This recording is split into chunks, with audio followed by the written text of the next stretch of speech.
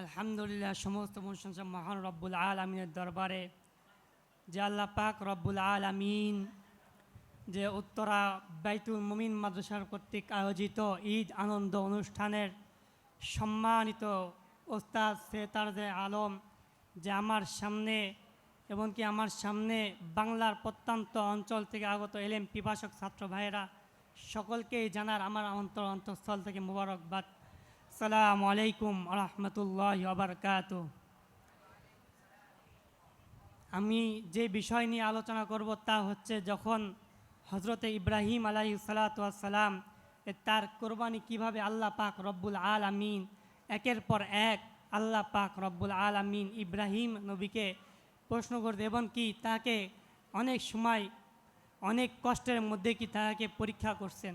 ঠিক তেমনিভাবেই হজরত ইব্রাহিম আলাইহিস সালাতু ওয়াস সালাম আবার দূর মক্কায় সফর করবেন, ঘর থেকে বের হয়ে গেছেন, দূর মক্কায় সফর করবেন।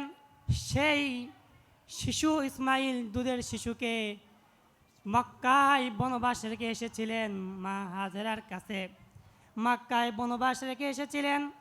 আর আল্লাহ পাক রব্বুল আলামিনের পক্ষ থেকে হুকুম আসছেন, এরে ইব্রাহিম তুমি যাও আমার রাহে ইসমাইলকে কোরবানি করে দাও, ইসমাইলকে কোরবানি করে দাও।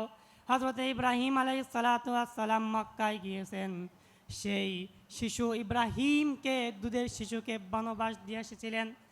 আজ ইসমাইলকে খুঁজতে গেছেন মক্কার মধ্যে যেয়ে দেখেন আজ আর মক্কায় মরুভূমি নাই, সেই মক্কা এমন মক্কায় পরিণত হয়েছে যে মক্কা একটা শহরে উপনীত হয়ে গেছে, যেখানে বাজার বসেছে।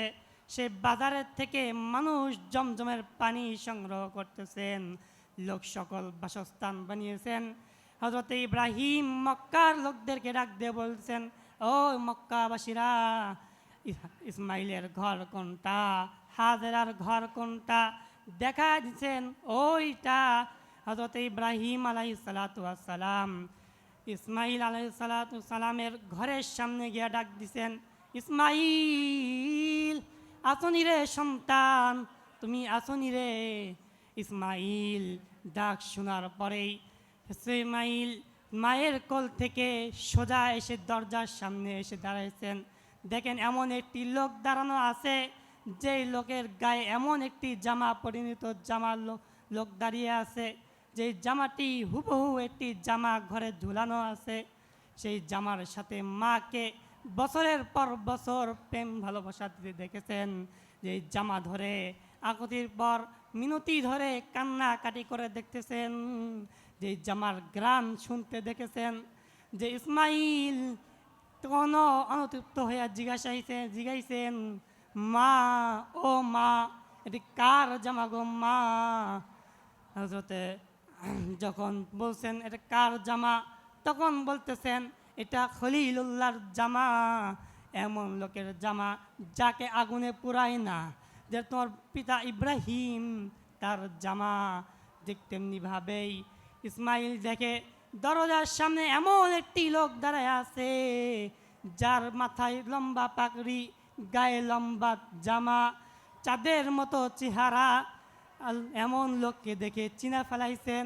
মায়ের বর্ণনা অনুযায়ী ইসমাইল পিতা ইব্রাহিমকে চিনা ফেলাইছেন। ইব্রাহিমকে চিনার পরেই বলতেছেন, এ বাবা ইব্রাহিম। তখন ইসমাইলকে বলতেছেন, ইব্রাহিম আলাইহিস সালাম বলতেছেন, হ্যাঁ আমি তোর বাপ ইব্রাহিম, আয় বুকে আয়। এই কিশোর ইসমাইলকে রেখে গিয়েছিলেন মক্কায় বনবাসে, আজ সেই কিশোর ইসমাইলকে বুকে নিছেন।